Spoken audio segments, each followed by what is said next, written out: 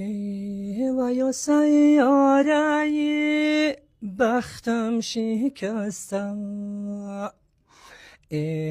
و یا طالب جای غم نشستم.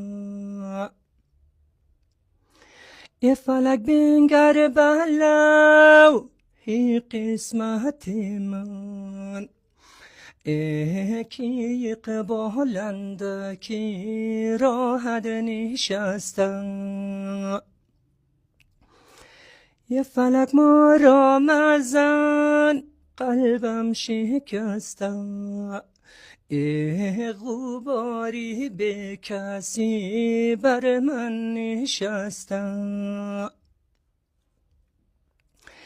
ای در این دنیا ندارم یارو یاور، اگر دارم اونم از من گذشتم.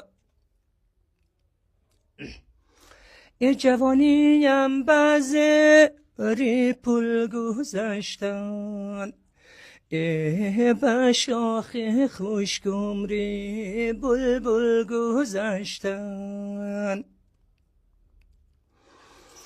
در ایامی که انسان آفریدن، مرا با درد و هجران آفریدن. ننال غم نشتو را از روزی اول، خدا با چشمی گریان آفریدن.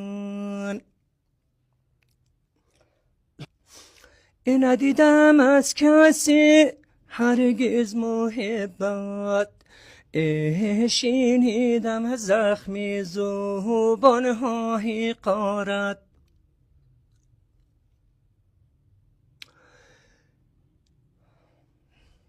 دوستان عزیز، خیلی وقتی